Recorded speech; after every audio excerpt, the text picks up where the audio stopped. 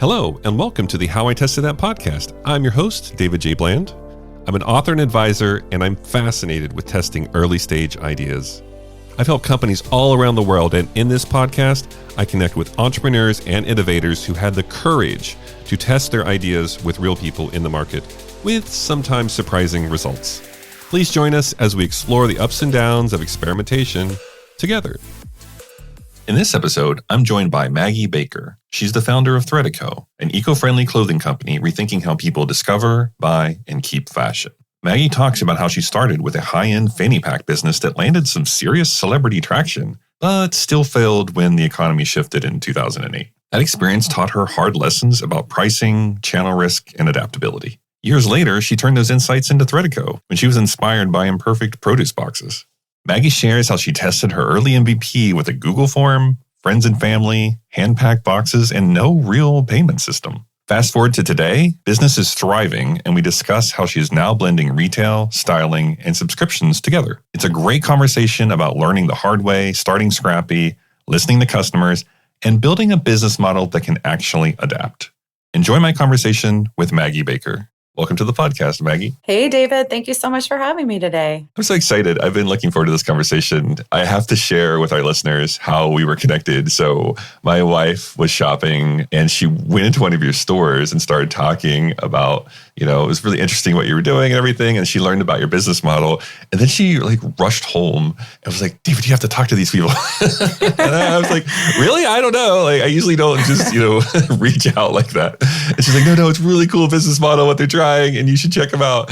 And then we got connected and I thought, this is such a fascinating story. I want to share it on our podcast. So I appreciate you so much for kind of the stars aligning and you joining with us today. Yeah, absolutely. No, I know I got that message and I thought, oh my goodness, if someone actually visited the store and loved us, I'm 100% going to talk to him and get in touch because they must know something about what we're trying to do. And so I know that's great. That's one of the reasons we have a store. So no, I appreciate it. So let's maybe before we jump into a bunch of stories as far as how you ended up in that store and your journey and testing along the way, maybe give people just a little background on yourself and what you're up to. Sure.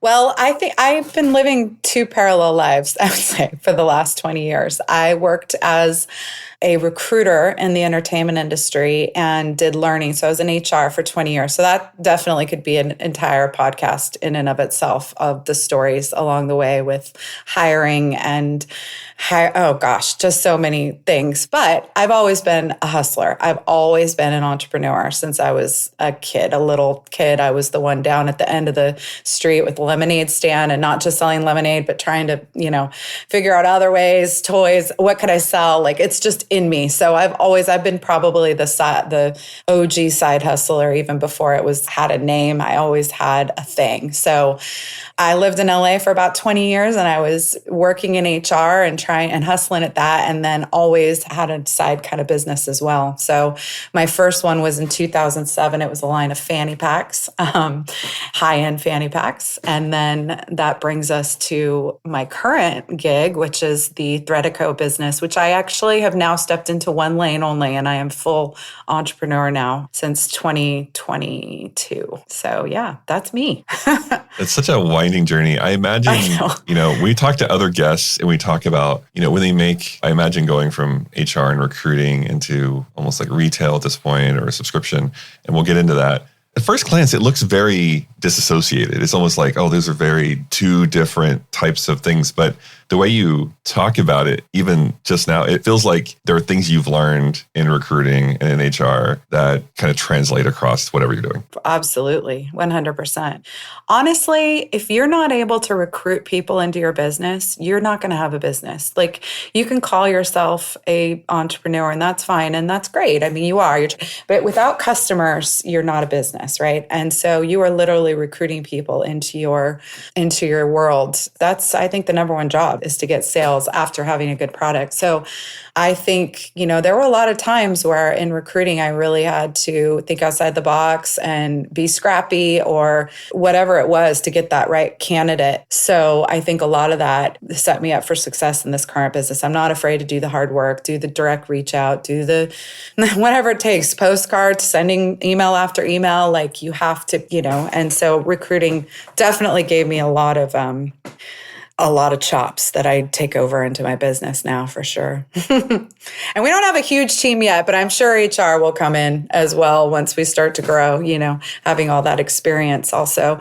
Because HR is a lot about, making sure your employees are happy. And if you don't, ultimately, I want to have a workplace where the people that work with me, they want to love what they do and come to work every day. So I do think about culture a lot and how are our employees growing? How are they, evolving? We've had some pretty great success stories, I will say, with our current business, with people that have come to us as like interns. And now they're just like, they're very different in the year or 2 years they've been with us. So yeah. Anyway, definitely parallels, always. I've never thought of it that way as far as recruiting business. Your customers and recruiting business. I've heard a lot of different framings for that over the years, but recruiting it just makes so much sense, but it wasn't obvious to me. So thank you for that.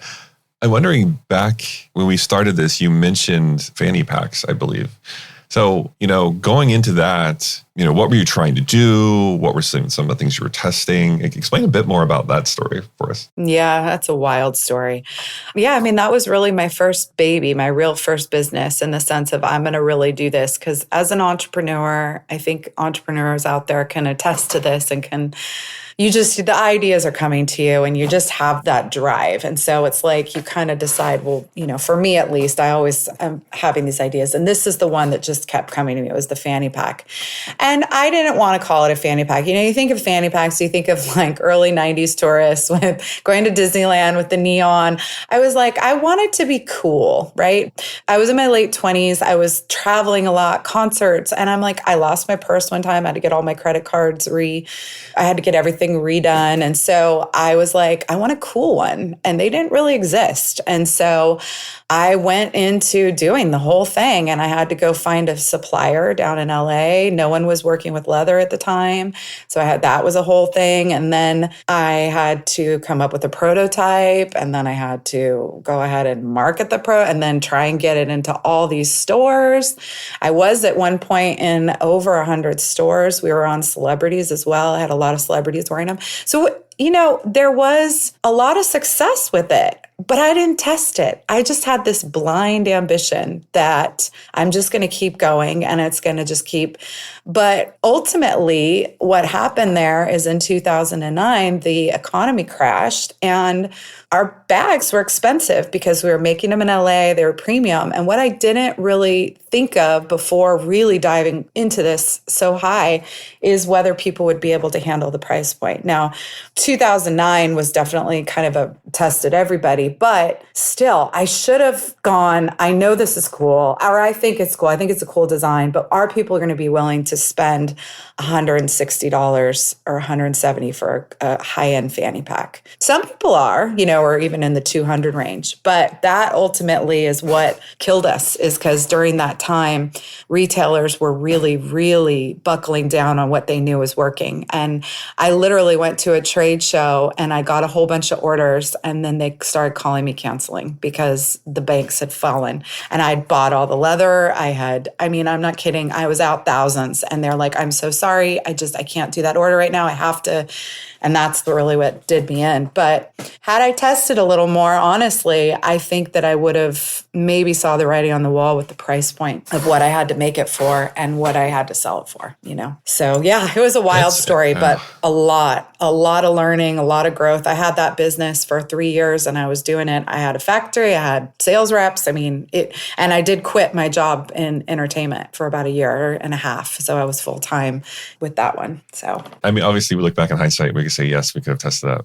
There were assumptions there we didn't consider. I think one of the things that makes it really challenging is, things like 2008, 2009, the economy.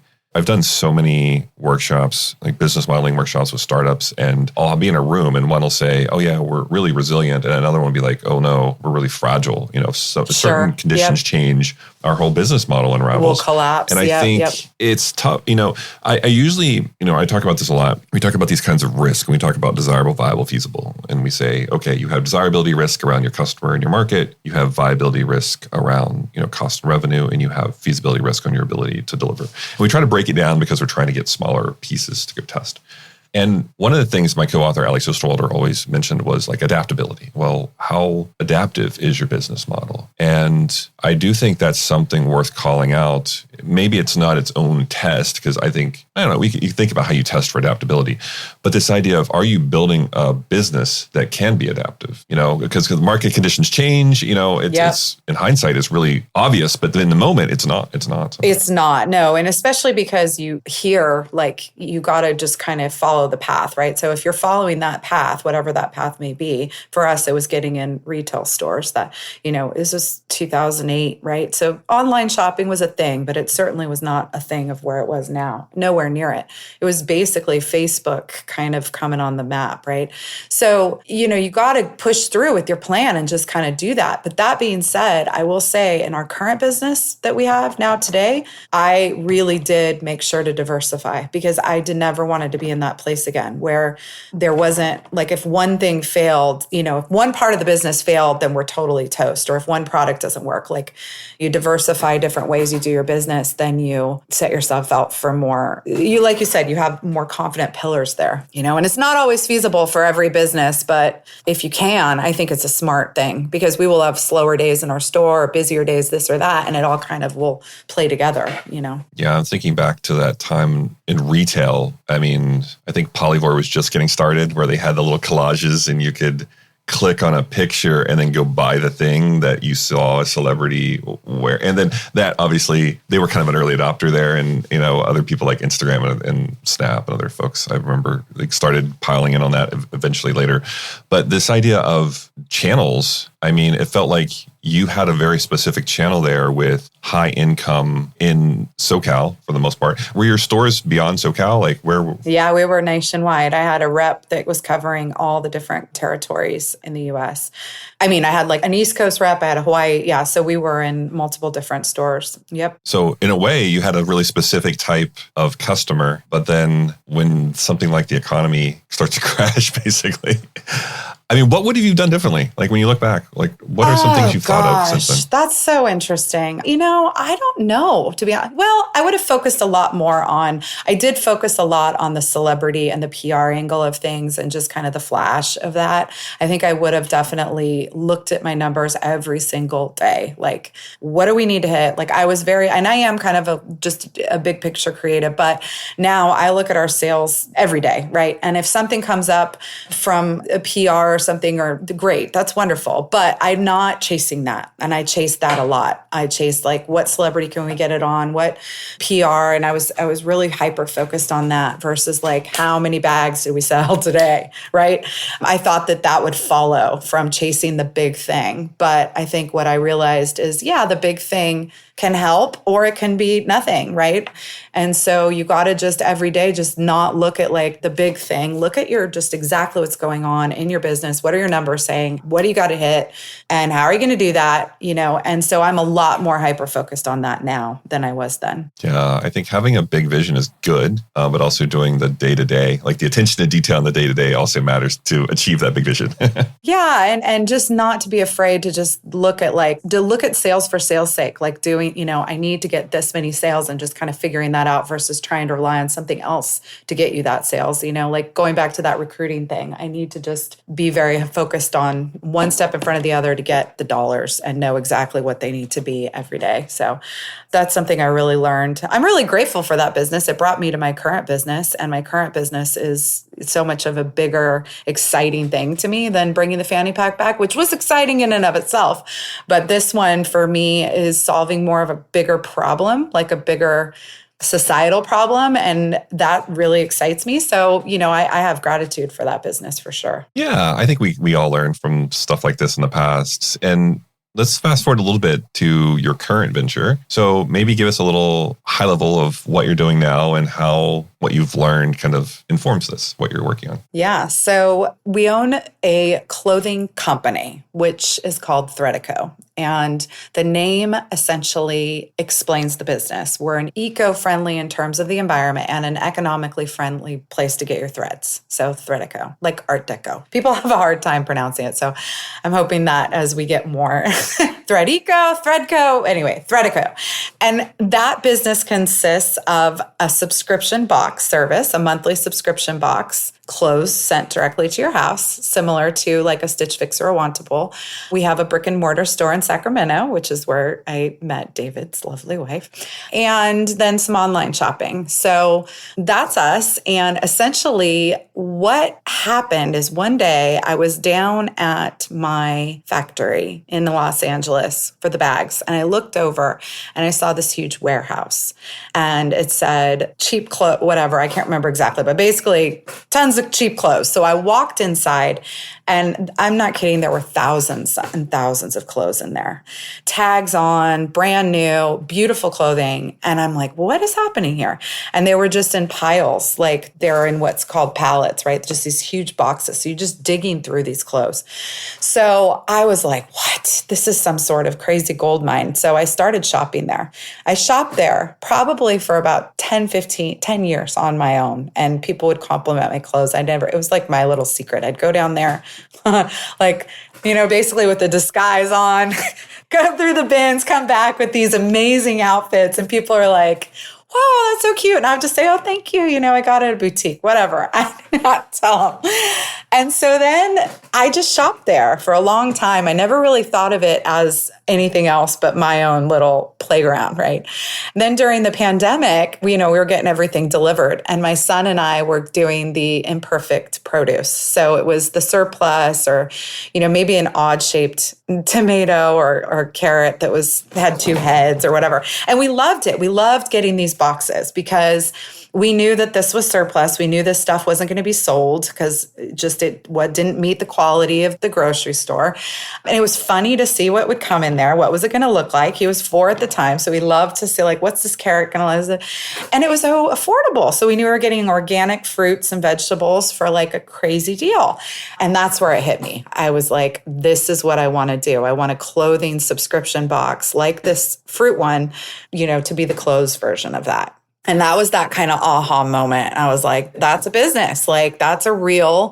That would be awesome. I would totally love that. I love a good deal. I love the convenience and so on. So that's how it was born. It really was born out of the fanny pack business. So I believe that happened. It happened for a reason. I truly do.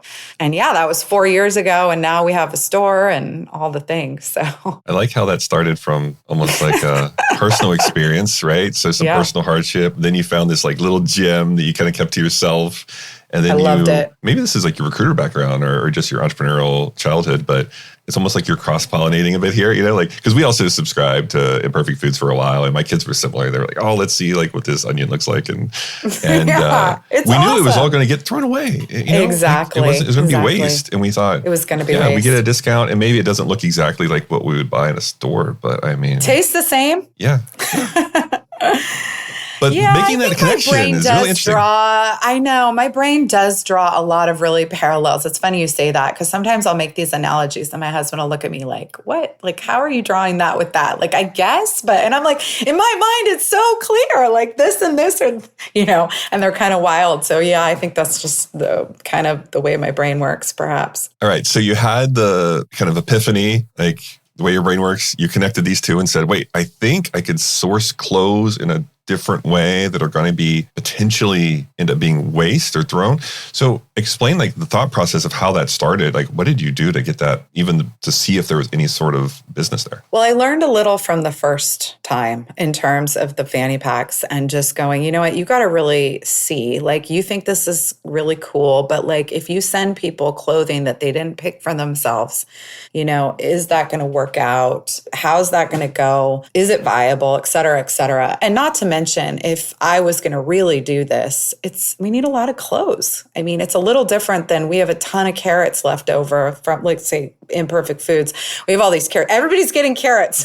You know what I mean? That's not the same as a business where you're talking about sizes, you're talking about preferences. Do you want a shirt? Do you need pants, et cetera? So I was like, if we're going to really do this, it's going to be a lot of infrastructure. So we have to try it out. So that's what we did. We started going down and slowly building our inventory from that. In the beginning, that one place, and I don't mind giving them a shout out now now because they're really popular. I was trying to keep them my little secret for a while, but now they're huge and I'm glad for them. They're amazing.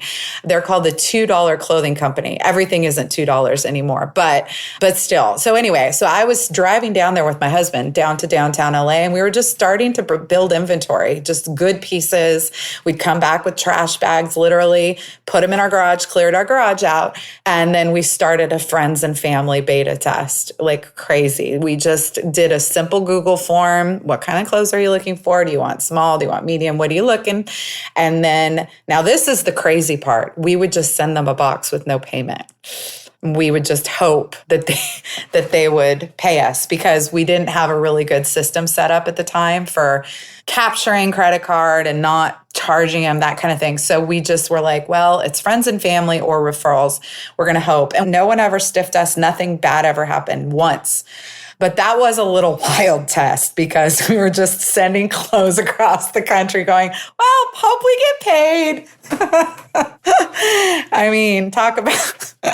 So yeah, it was small scale. We're only sending a few at a time and then we'd get invoiced, so it wasn't like we send them all out at once. It was kind of an ongoing and kind of growing thing. But yeah, that's how we did it. We just tested through Google form what they wanted. I picked the clothes, sent it out, and then asked for their feedback. And it was a wild test, but we learned that people loved it. Like they really loved. They were like, how are you like these brands are crazy and this price is crazy. And I'm like, yep, well, that's the overstock and So what did you learn from that? I imagine you learned some things doing that by hand, like hand curating with your Google form and shipping. Like what are some big aha moments from things you there was a expect? lot of like 80s music going on in the garage with like long hours and my son coming in and like jumping in the clothes. I mean, honestly, it is a pretty like wild story, but I would say what I learned is, first of all, we completely flipped our business model when we decided to really launch it. And what I learned is a lot of people do really like to get. So at the time, we were doing the kind of the model of some of these traditional ones where you just pay a styling fee and then you get to send back. So what I really learned the most thing is that wasn't going to be workable for us. We were not, as we grew, we could not send out 100 boxes and send 500 pieces across the country and know whether it was actually sold or not. For a bigger company, perhaps, but you're a small, like we are, it was too risky, much too risky, especially we weren't getting paid. But again, we were getting paid, but we were getting paid after the fact. But we said, even as we grow, we don't want to do that way because it's too volatile. We learned there were a lot of customers that just liked getting all the clothes and seen and maybe taking one thing, sending it all back. I think that's a lot of the people that do some of these home subscription. They're really kind of maybe picky and they like having a lot of options and being able to really drill down. That's not really our person. That's not going to keep us in business. So the main thing we shifted from that is you pre-buy now 5 pieces. So that's a big change. But it has allowed us to really weed out some of the customers that really weren't our person. They just like kind of seeing things come in. And maybe we want the people that are really wanting to grow their wardrobe. Maybe they've gone through a life change. They got a new job. They lost a lot of weight, whatever it is. We're looking for people that are a fit for our model. And we now have those people because of that test. Now, had I just gone out and done some big Instagram thing and I'm going to send clothes all over the country, we would have learned, but it would have cost a lot more. I think that's very fascinating to hear because when you look at like Stitch Fix, right? You could have been, we're like Stitch Fix for whatever, and kind of done exactly what they do, but maybe slightly different spin on it. And I like that instead you are really listening to your customers and making these kind of informed decisions based on what you're learning. And hey, maybe our customer isn't your average, Stitch Fix customer. We want a different experience. And I think it's easy to get caught up in looking at all these successful, like quote unquote successful companies. And a lot of them are VC funded, by the way. Like I do a lot of work in the Valley and, a lot of things get funded, even Imperfect took VC money. And you think about, it's almost like, well, I'm trying to be scrappy and start something from really small and something I'm passionate about. And then I'm going to copy the model that some VC funded startup that's already scaling is using. It's just like, it sounds crazy when you say it out loud.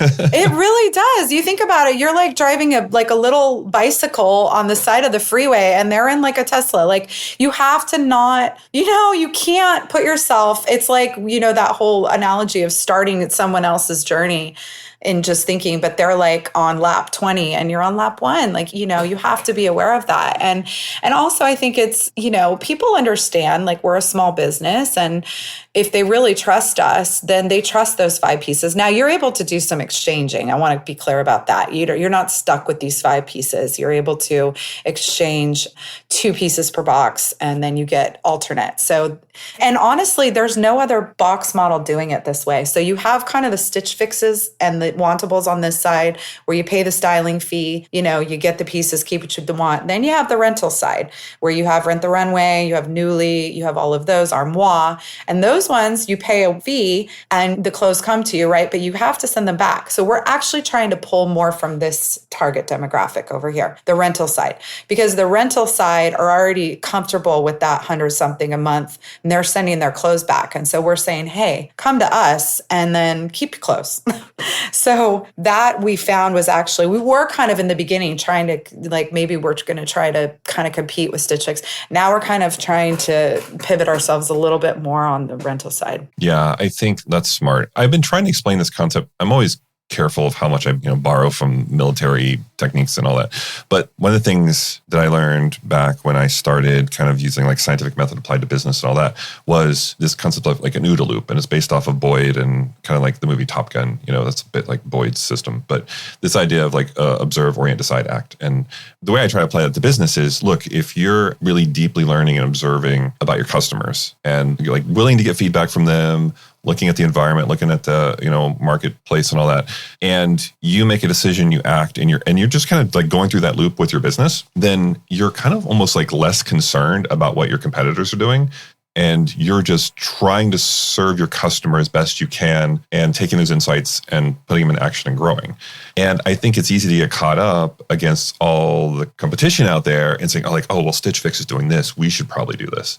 And it's almost like you're copying the what, but you don't know the why. You don't know why Stitch Fix is doing that. And it could have been like a horrible decision they made in a meeting room where like the highest paid person's opinion won out. And you have no idea if that was rooted in a customer need. But I see this happen all the time. Yeah, absolutely. I mean, they say comparison is the thief of joy or whatever that expression is. And comparing yourself or trying to do someone else's thing that worked, you gotta, you can look at like, you can take points from it, but you really do got to listen to your customer. I mean, when you're doing that, you're living in alignment with your own business, your own rhythm, your own thing, and growing it from a place that feels like you. And that's what makes these other businesses so, that's what made Stitch Fix successful is they were doing their thing. So you got to do your thing, right? Don't look at their thing and try to apply it to yourself. So yeah, anyway, but it's hard though. You see all the success and it's easy to do, go on and just kind of, but anyway. We played in fashion a bit, I think we were talking about this even before our podcast where, you learn so much. I mean, I'm not an expert in that realm, but every time I get pulled in to do some testing, we would do testing with women and like women's fashion, and we would have women on the team, and yet we'd still learn, all these unexpected insights from testing with the testimonials, and they're like, oh, I like this, but not this. And then it's like, wait, we have to actually have subsegments here, different types of demographics. And it's really interesting to me. One of the things we did back, I was mentioning this, I think, to you in passing as well. We were testing like fruit, like shapes of fruit and vegetables as like body types, Yeah. And we hired models. We did a photo shoot. We had our like MVP up and people would select. But it was just at the time, this was a while ago, it was so disruptive as far as the way you normally go in and make a purchase for your clothes. It was like, wait, maybe I'm this kind of fruit or vegetable. And, oh, wow, I like the way that looks on her. I want to try that. And it was just trying to rethink the experience because almost nobody we talked to enjoyed the existing retail experience of buying clothes and trying them on. No. And, we've started doing in-store styling now. So we do the style boxes, but we also do style appointments in Sacramento. And they've become very, very successful part of our business. And I actually really love them. And I will say it's exactly what you're talking about. They come in, they're like, I don't know, I'm unhappy. Like, I'm not feeling good. I don't know what's out there. I don't want to shop online, and I don't know. And and they don't feel like boutiques are there is a disconnect, I think, right now in terms of people feeling, especially after COVID, feeling a little lost about what to do and what to wear. And also what I've noticed is a lot of pre-COVID and now who am I? People have had babies, they've changed careers, they've moved, and there's this real identity change happening. And so a lot of women that have come in to see me, we've done a lot of style appointments, probably, a few hundred at this point. And I've noticed a real common theme, and it's, I was this person, I'm now this person. I don't exactly know how to fit this person who I am now. And it's kind of that similar. They're looking out to the Instagram and the trends, but they're like, that's not me. Like, I see these things posted, but like, I don't think I can pull off or want it. And so we really work on that style appointment to kind of hone in on who they are, So like, we don't do fruits. It is very similar. We do flowers. I was telling you, that's how we identify their body shape. So are you a rose? Are you a lavender? And then we talk about their colors, but it really does bring their anxiety much down because they're like, oh, like this is me. And now I can lean in to the clothes that fit me. And I don't have to worry about all that other stuff. It's just noise. And it's become really interesting. Like, I've had people leave where there's these, we're hugging it out and it's like therapy, there's I didn't realize they'd be so emotional for some people because I think we get into deeper things about like, well, I had a baby or my clothes don't fit like they did or whatever it is. And so it's like part styling and part therapy, I feel like. But yeah, fashion, it's interesting. It's definitely, and we're in an interesting time right now. So we are working on an app, I was telling you, to identify those things as well. So yeah, it's just being willing to test and try something different. And then being open to the idea that we're going to learn stuff and maybe it doesn't work, but we're going to learn and we're going to use that learning and put it into action. And I'm wondering, like, when you started with the Google form and shipping out and hoping you get paid. Yeah, right. Like, how did that evolve? Like, from there, like, what are a couple of things you tried that really were like aha moments? Yeah, we took a beat. We moved. We came up to Sacramento and we opened a store. So that was another kind of test. We decided if you're going to have a warehouse to store all these clothes, might as well have a brick and mortar store where people can come find out about us and learn and that. And it's been a good decision. I mean, it definitely is one of those things where it takes a little longer to get that going and that's successful. So we took a pause from the box. We knew that the boxes were definitely always what we wanted to come back to and really scale, but we took a little beat to get the store kind of operational. Then we really did a launch. We just launched in November, actually. So it's very new, the 2.0 version. But we found a really great platform that I love called Subly.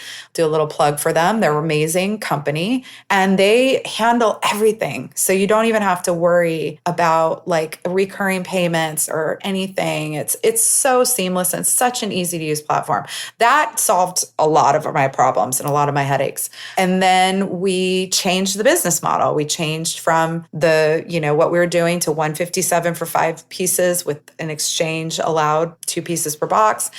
And then we just kind of used the store as a way to start the boxes again. Like, we had a launch party. We invited a lot of local Sacramento influencers and a lot of press. And, to them it was new, but to us, we were like, nope, this is how we started in our garage in LA with the form and all that. And they're like, oh, that's such a great idea. I'm like, this was the original idea, But yeah, so we finally, again, it took a little longer, but we finally got back there and we launched a few months ago. And the nice thing is people are sticking with us even with the new model. We're now on box like 7 for some people, and a lot of people they're on their 7th box. And yeah, it's been really good. That's interesting. You mentioned I don't want to pause on this for a moment. So the store being a way to re-energize and begin your box subscription. Like, explain a bit how that works, because I don't think our listeners would have anticipated that. Well, here's the thing. With our overstock, this is how it went in my brain.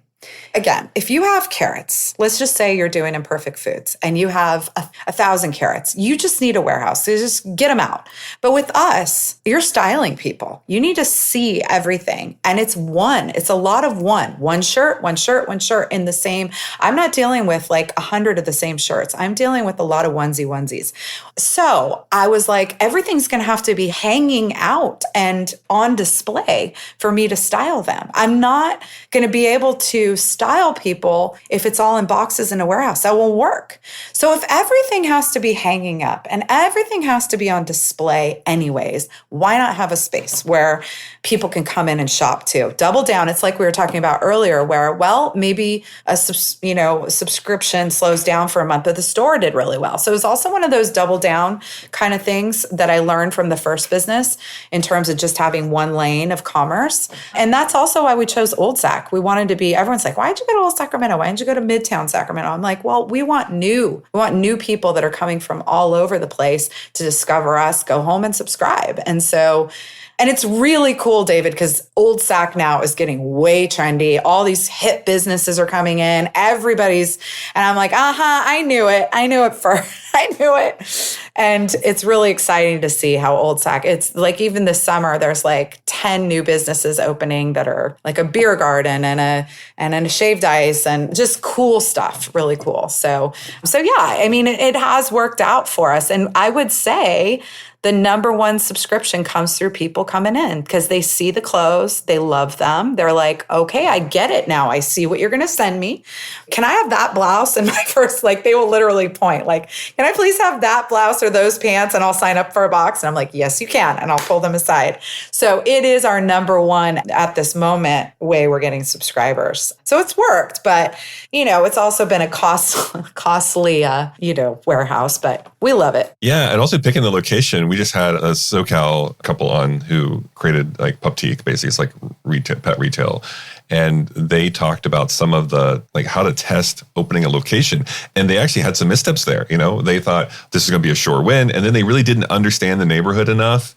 And those are very expensive mistakes, opening a store somewhere that isn't in the right location. My mom used to say to me, retail is in my blood a bit. My mom had a store for 25 years, but she would literally say to me, location, location, location. It's everything. And you can be on the main drag of a street, or you can be right down the side. Like, let's say you're on the main, or you're down 2 doors, just 2 doors, and you're paying half the rent. And you're like, I'm just 2 doors down. They're going to turn the corner. It's half the rent, and they don't turn the corner. And you'd be better, so we actually did have another store in another location, Old Sac. So we've had 2, and it was dead. It was terrible. It was off the beaten path. It was at the end. It was unsafe. It was cheaper rent. And now we're right in the thick of it, right in night and day in terms of, and same district, you could walk from one location to the other in 2 minutes, but it is literally night and day. We might as well be in an entirely different city. So, yeah. That's crazy.